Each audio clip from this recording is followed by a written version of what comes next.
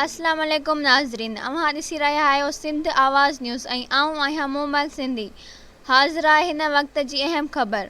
सगा शाख दौलतपुर जे सदर जाम जावेद उन्नर जे सोहकार सां government girls high school Daulatpur में मुफ़्त आई स्कैनिंग कैंप लॻाई वई, जंहिं में 300 शागिर्दनि जी अखियुनि जो चेकअप कयो वियो, जंहिं में 57 शागिर्दनि में अखियुनि जी बीमारी जा मसइला ज़ाहिर थिया ऐं 50 शागिर्दनि लाइ नज़र जा चश्मा ठहिराए मुफ़्त में ॾिना वेंदा। उन्हनि टोटल 57 शागिर्दनि लाइ सगा ब्रांच दौलतपुर जे सदर जाम जावेद अली उन्नर चयो त दौलतपुर शहर में हैदराबाद मां डॉक्टर घुराए उन्हनि शागिर्दनि जो मुकमल इलाज मुफ़्त में करायो वेंदो, जॾहिं त स्कूल जे समूरे मेल फीमेल टीचर्स ऐं लोअर स्टाफ बि पंहिंजूं अखियुनि जो चेकअप करायो। आख़िर में स्कूल जे हेड मिनिस्ट्रेस ऐं स्कूल जे स्टाफ सगा ब्रांच दौलतपुर जे स्कूल में अखियुनि जे स्कैनिंग कराइण ते शुक्रियो अदा कयो।